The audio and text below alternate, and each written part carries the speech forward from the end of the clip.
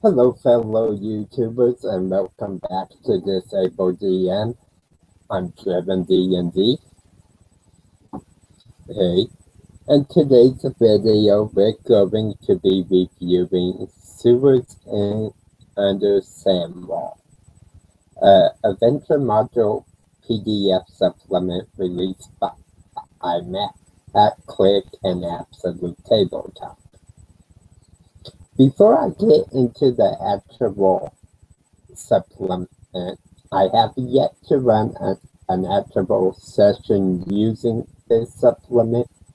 However, if you checked out my video, Fairy Tale Adventures Episode 2, I did use some of the supplement and tied it into a fairy tale adventure concerning the Pied Piper. And it tied in really well. So I was glad for that. The supplement actually kind of amazed me. I am under the impression that the folks at Absolute Tabletop have watched some of my reviews and have taken some of my suggestions and advice because this supplement hit almost every suggestion I have made on improving in the past. The artwork's excellent. The cover really stood out to me. And the cover,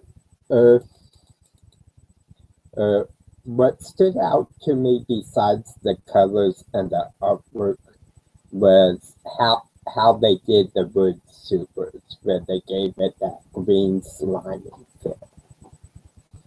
And the reason this stuck out so much to me is, as a child, I remember watching The Toxic Avenger and just seeing and the way they did that took me back to those days, to Ghostbusters, to Nukem High.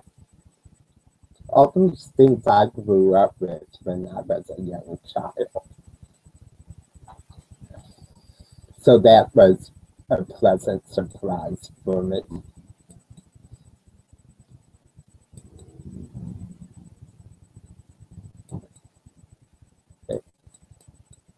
I thought they did very well with the table of contents. The whole format's easy to understand. The layout's done right. The page color is absolutely perfect. It's easy on the eyes, but it gives enough color and details to where it's not just a boring page.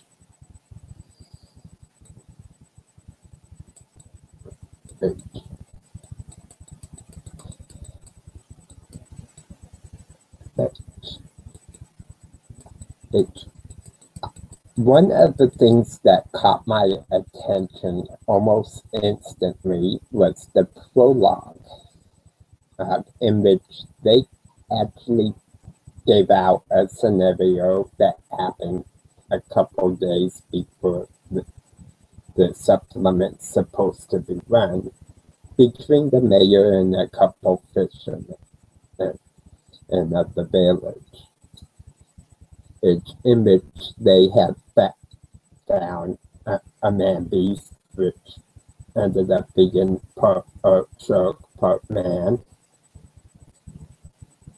And just having that prologue right there, that would be awesome for a DM to use and just read it straight to the players as kind of an introduction into a one-shot or a campaign starting with this adventure module.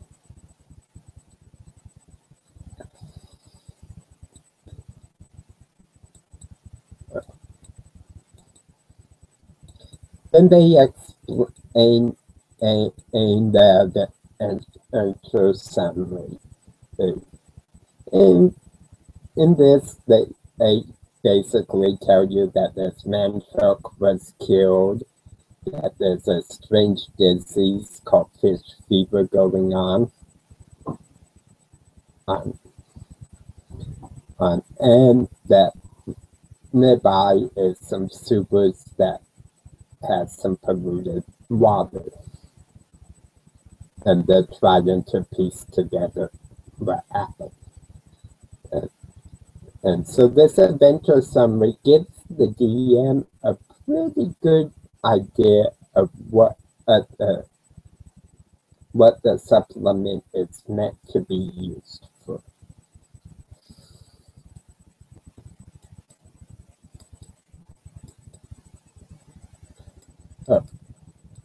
The next page of the supplement includes a pretty simple map that it's basically 4 spots on it: Breakwater Bay, Sandwall, Stratford, Dyer, and the Old Sewers, all of which are mentioned in the supplement as locations of interest.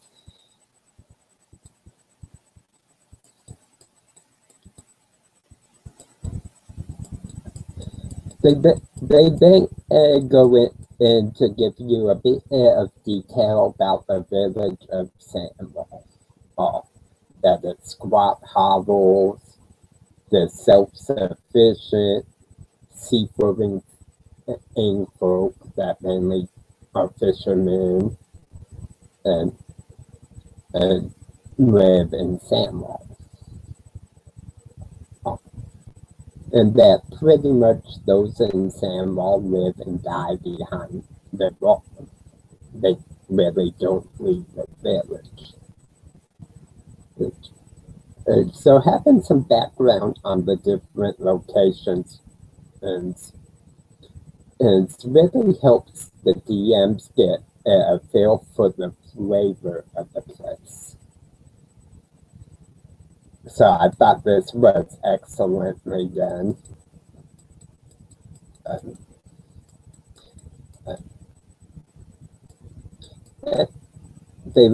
They then list out 5 or 6 different problems going on in Sandwall, and they give a couple paragraphs of description of it.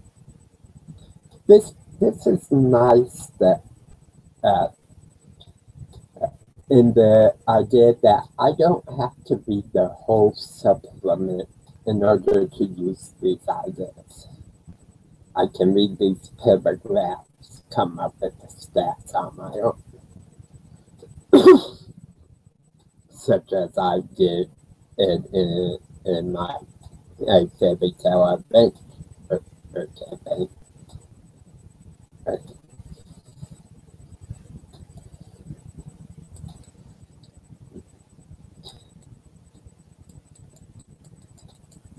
They then go into a lot more detail on the different parts and places, such as Sandwall.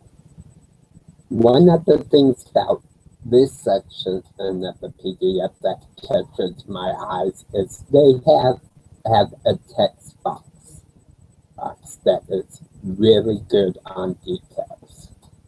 And this is, you can read these aloud to your players straight out of the PDF, and it really adds the description of the scene.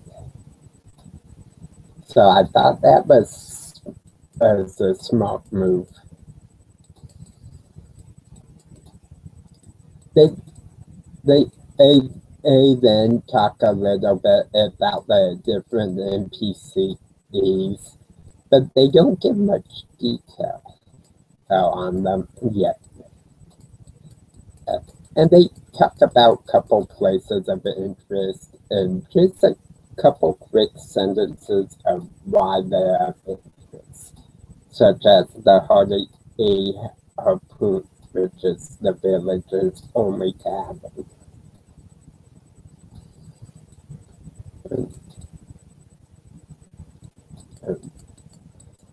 The next page of the PDF describes a disease called fish fever. I really liked this disease and how it worked when I used it in the fairy tale adventure. It's supposed to be untreatable and terminal unless the adventurers find a cure. It's not contagious, however, but others contracted through exposure to the polluted water and or sea life, including in alcoholic beverages that have used the polluted water to make it. When someone comes into someone or a creature comes into contact with the pollution or food or water that's been contaminated, they have to make a DC 16 saving throw or they become infected. And in the first symptoms reveal themselves in anywhere from 1 to 6 hours. And they have a small roll table that you can roll, or a 1d10, and you get different symptoms such as fatigue, difficulty breathing, fever, appearance of webbing between fingers and toes, and my personal favorite is fingers fusing together into tentacle-like appendages.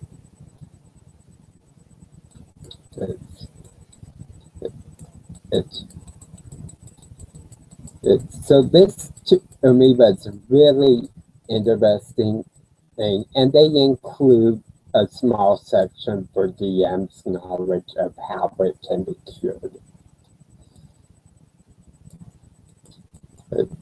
They then go into a little bit more detail about the different places within Sandwall and some of the NPCs such as Landon Grousey, who's an elven bartender who's clumsy.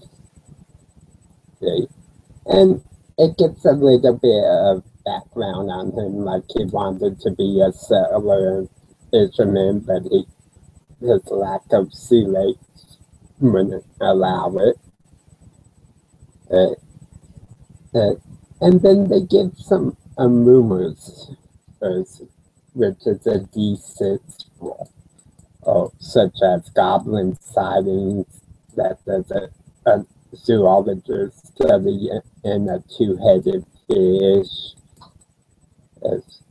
So this really adds a lot because you can have NPCs and villagers talking about these different rumors that may open up a whole different perspective or in MMO terms for the side quest.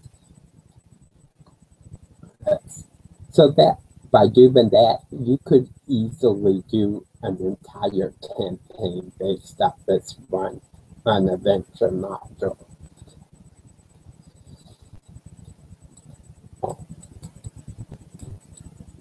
So the PDF continues in this fashion, pretty much through the first half of the PDF.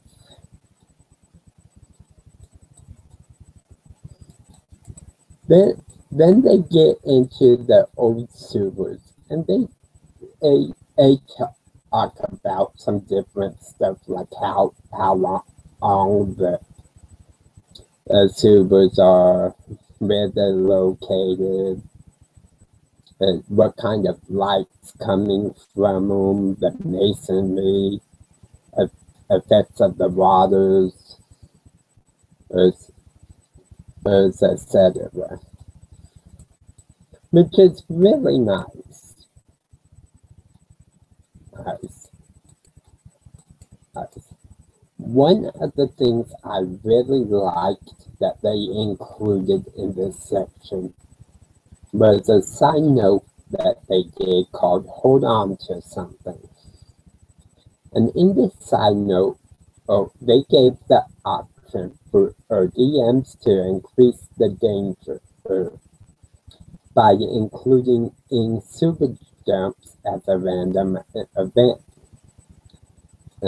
And the way they did this is for every hour the adventurers trek through the sewers, there's a 10% chance that there's a wave of this waste water coming through the pipes and the sewers. And that any adventurers caught in this must succeed on a DC 15 strength or dex saving throw. Those who fail are submerged and pushed back towards the outlet pipe.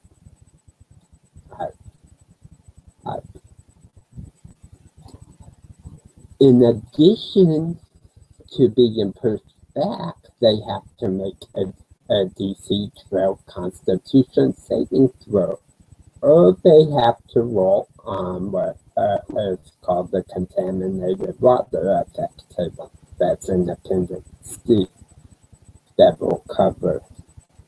And those have some really interesting effects. Some of them are a lot more beneficial than I thought they would be.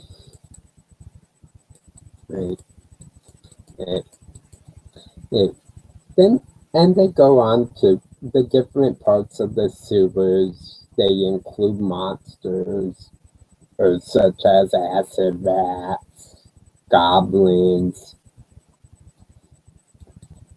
and a couple interesting NPCs.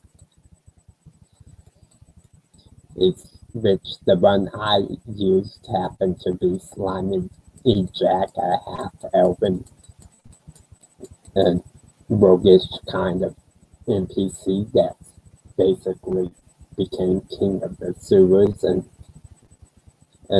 leads these mutated goblins.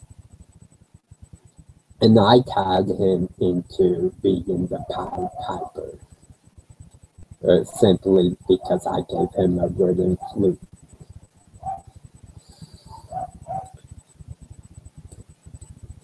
So I'm really interested to see a one-shot run straight according to the module. Because it looks like it's going to be really good. There's a lot of different things in there, which is really nice. And it's a pretty decent size PDF, but it's not huge. It's 68 pages. So it's a decent size, enough to really get a good view across of what they were trying to accomplish. And I think they did wonderful on that.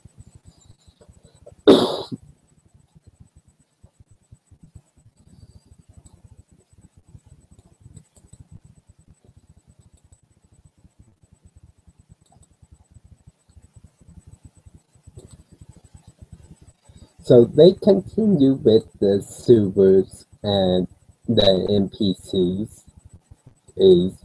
until about page 35. And then they start some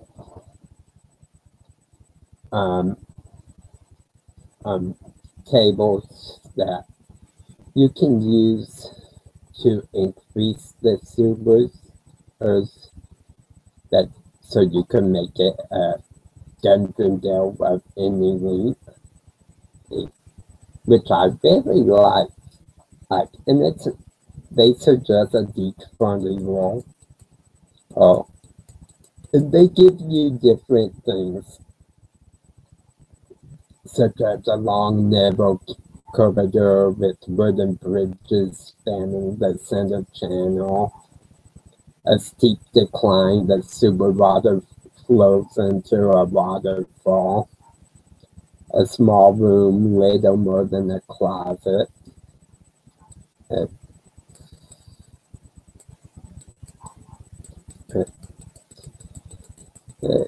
And that's just for mapping purposes.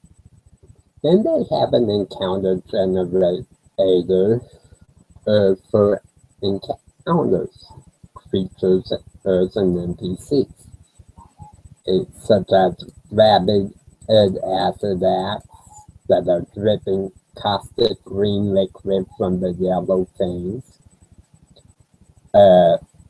drunken vagrant that's hiding from the mutated creatures, horribly mutated man with fish-like features, there's a room-sized ooze, there's a pack of mutated piranhas. So a lot of different things there. And then they go into an encounter generator for hazards, such as steam vents that aerosolize the polluted water. Thick green muck coats the floor. A goblin muckwire trap that dumps polluted water on the adventurers.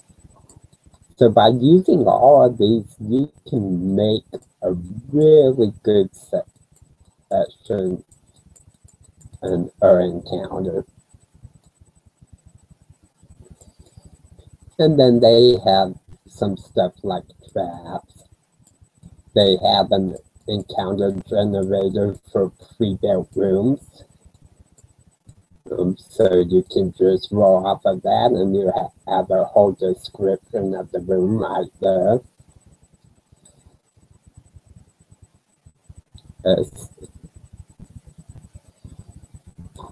Then they show some sample layouts from Heroic Maps. And they're available all on the store at Drive-Thru RPG. And these are for people who really like tile set to build a digital map. Or if you can sketch to have a visual reference to draw from.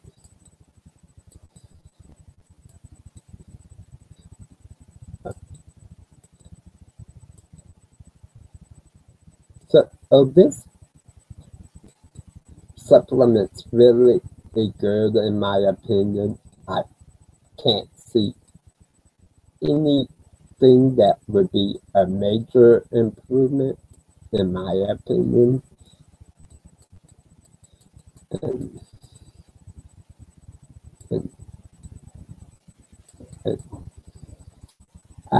The appendices.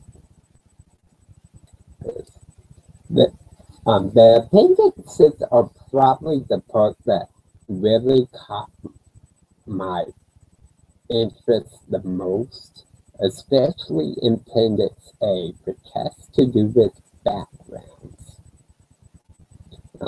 And they give you 8 options, so you can roll a d8 as a player to select an appropriate bond on or background for your character that ties in closely to this supplement.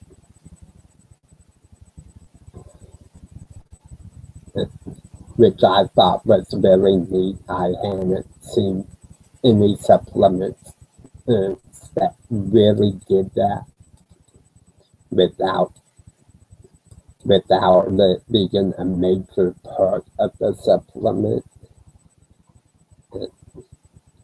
They give stats for the different monsters that they suggest using.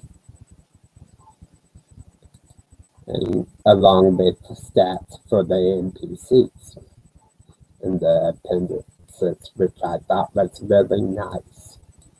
And part of the reason I thought it was nice with it being in the appendix is it doesn't break up the feel of the supplement by reading some little description of the person and the personality, and then having to read through the stat block and the actions and what it is. So I thought that was really good that they divided them up like that. Not to mention, it's easy for DMs to say, okay, hey, the stats of the monsters and the NPCs are at the back of the supplement. Let's scroll all the way down or flip towards the end of the book.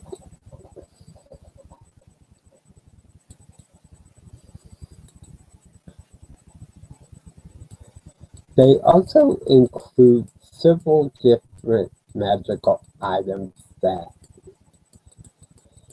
can be found throughout the supplement and during the adventure, which I thought was really nice because that is something that seems to really be missing from 5th edition.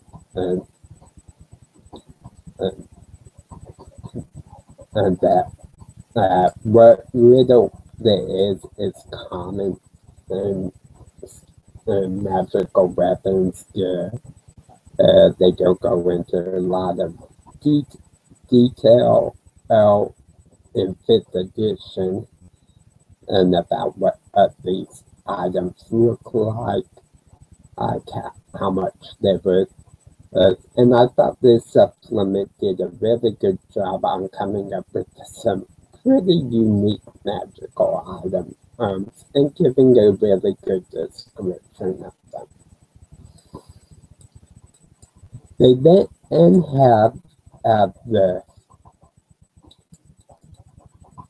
contaminated water effect table, which I love. And it's at the end in Appendix C. Okay. Appendix E covers traps and puzzles. I really like this section because for me personally, that is one of my hardest areas to come up with as a DM. Simply because when I think of a trap or a puzzle, it's usually something that's pretty standard, a riddle that's thousands of years old that almost everyone knows the answer to if you're into riddles. And to me, that distracts from the immersion if a player knows the answer by a way. Although some really good players can know it as a player and play off the character not knowing it really well. But a lot other players have trouble doing that. So it's nice to see some unique threats and traps and puzzles that players won't have experienced before, or if they've experienced something similar, it's done in slightly a different way. And they give you some optional suggestions with each of these as well that you can tack on.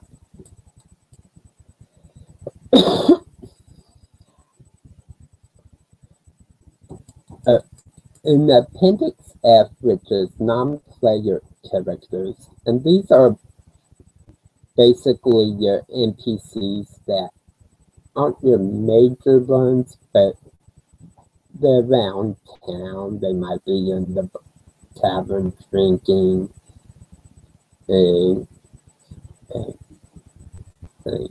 stuff that players may interact with, but they're not your major NPCs in the campaign.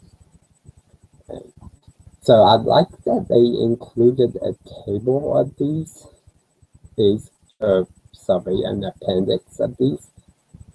But one of the things that stood out the most to me on this, besides giving them names, saying what they were, personality, and the pivots, is Matt Click and the guys at Absolute Tabletop gave each of these guys a secret, and that a lot of these secrets have something to do with something that's going on in the supplement, or that you can easily adapt into something that's going on in the supplement. So I thought that was really nice, because now I can populate Sandwall, and no matter who the players talk to, who in the town, I can pop some kind of hint as to what's going on. Or I can make it harder for them to find out information. So I thought that was extremely well done.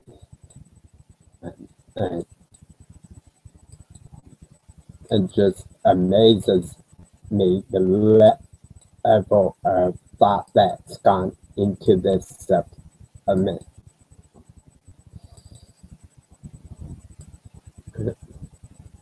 The one thing I would have liked to see, and it's just me personally,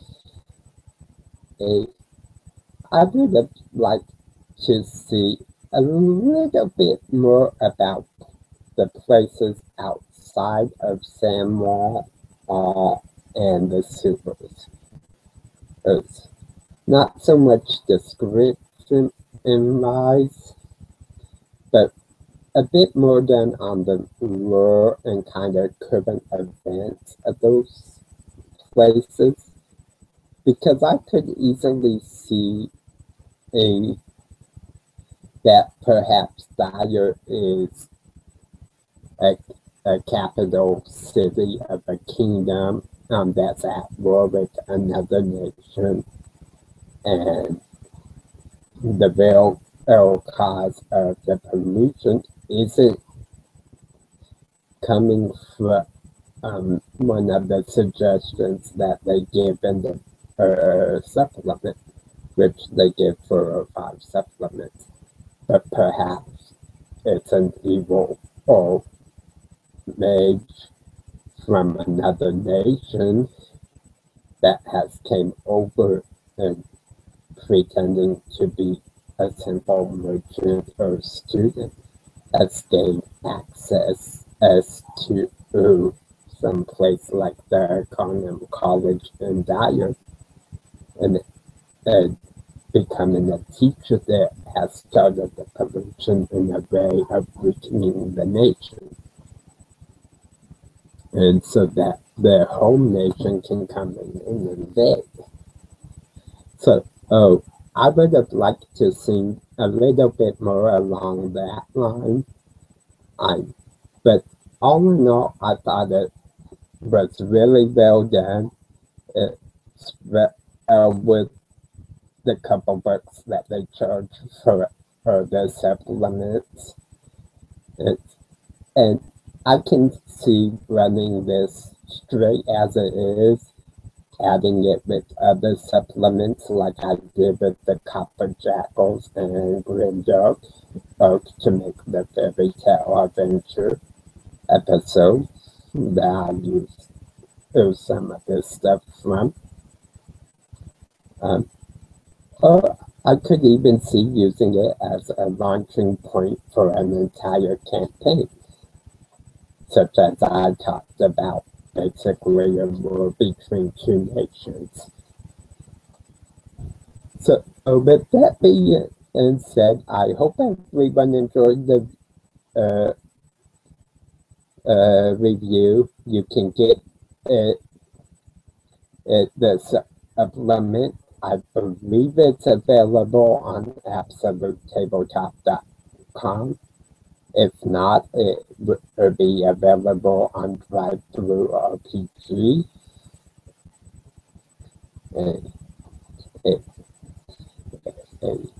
And I suggest you check out both places. As I know AbsoluteTabletop.com has some of their older supplements that are available, and as well I've done a review of a couple of them on the channel.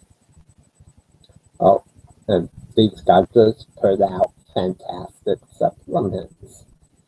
And they really add to the ease of being a DM. So with that being said, Ed, may the dice always roll in your favor.